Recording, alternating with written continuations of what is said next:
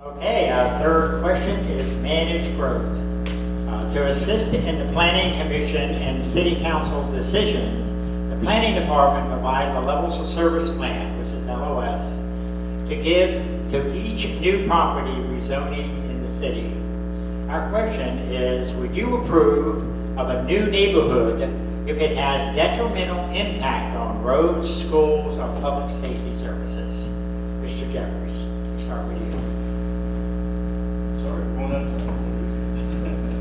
So this is the real, I guess, elephant in the room for the city of Chesapeake and what it means for its future.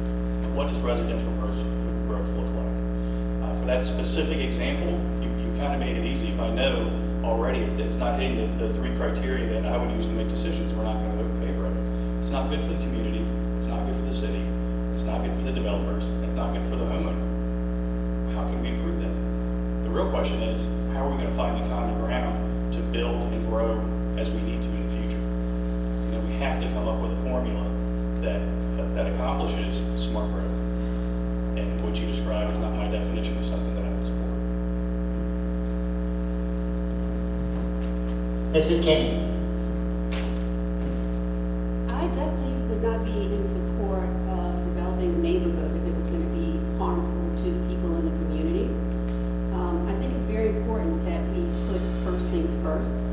And in order to continue to build the city and encourage people to come to Chesapeake to live, we need to take care of the infrastructure that already exists. We have problems with our infrastructure as it is. So before we build another neighborhood, I think we have to address our infrastructure issues.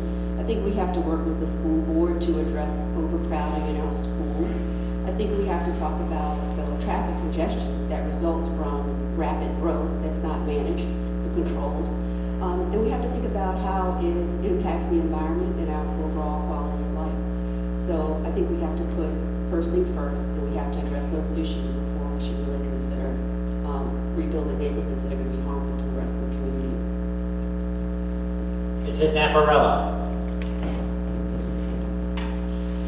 Thank you. The short answer is no. The reason why is primarily we have overdeveloped already. Southern Chesapeake is getting crushed.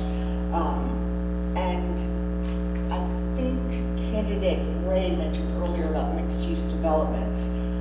We have this municipal building that's imminently going to be constructed in South Norfolk area. It stands to reason that we would want to revitalize that area being blighted and hopefully provide new opportunities for housing for our residents that doesn't involve new construction or more pressure on our infrastructure. We can work with the infrastructure that we have and lift up communities by looking inward rather than outward for what we can get. So my answer, short answer is no. Long answer, we need to revitalize our blighted communities. Thank you. Councilwoman Ritter. Thank you for the question. For my 4 years on the Planning Commission and 24 years on the City Council, my record is clear. It's there. I probably have the record of voting for the fewest number of residential developments of any member of council, because I do consider all of those impacts, not to mention the stress that the development puts on other city services besides our schools and roads. So, yes, the previous council, not the council sitting today, the majority refused to look at the 25-year-old level of service policy and make the changes that need to be made to address what's happening today. I'm building my website. I'm going to be really fast. I'm going to have a quote on there from the United States Court of Appeals dealing with my discussions on the impacts of growth. Mr. Staples. Thank you. My answer is going to be absolutely not. You can guarantee that I will be a no vote on any project that comes before council that is going to be in a school zone that is already at capacity or if that development would put an overcapacity. It's ridiculous. We have schools now that are approaching 200% capacity, and we say we're going to get new schools in 3 years. You'll never build a school in Chesapeake in 3 years. It takes much longer than that. There's going to be delays of all kinds. And still, even when they're built, they're going to be at capacity already. So we need to do a lot of building, a lot of infrastructure upgrades before we can ever consider building in conditions like that. It's just not going to happen. Thank you. Mayor West. So, short answer is yes. I would not approve a project that can't beat the level of service. But let me just say, and agree with Ms. Ritter, this whole business of level of service has been something we've been discussing since I've been on council. I once chaired a committee with all kinds of folks in the community to talk about the proffers that builders were paying. And that became quite a quagmire. We never really came to any conclusions with that. So we really have to be able to understand what level of services is. Can the development perhaps create the infrastructure by doing proffers? And many times that is the case.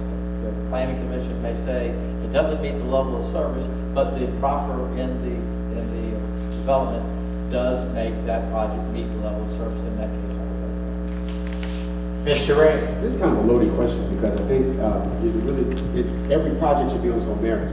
So if it's a bad project, obviously I would vote no. If it's a good project, I would vote yes. Going back to my mixed use, my proposal is that we have blighted and pretty much they're non-existent things that are in some shopping centers. There's a few things that aren't there. Businesses that aren't there. It's kind of abandoned, and some of them look abandoned. I've talked to the developer, and one of the things that we came up with was that maybe if you build something for more neighborhoods, and I'm going to go to our council with this, change first of all the zoning, and then make sure that we can have like a mixed use where there are businesses and their residents on top. Because everybody's complaining about the overdevelopment outside, and the overdevelopment. People are coming, so that's something that you cannot stop. But you have to be responsible with the growth, and with that growth being, we already have things that are in place. So some of it is some of the bureaucracy that we kind of need to get rid of, and we need to be creative with what we have already. Councilman Terry. Thank you so much for that. I think our level of service policy is horribly outdated. Here's where leadership comes into play.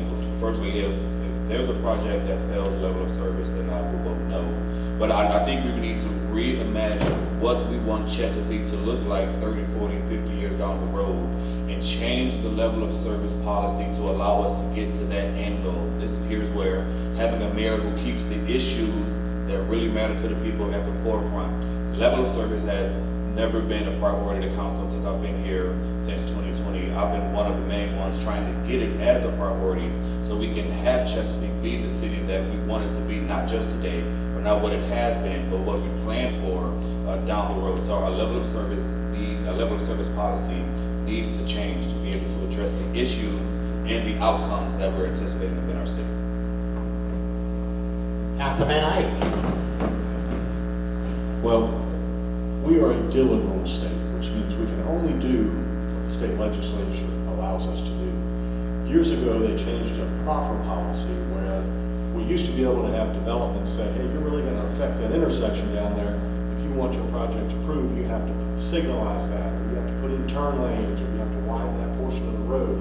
We can't do that anymore. No off-site proffers. We can't ask them for that anymore. On to the levels of service.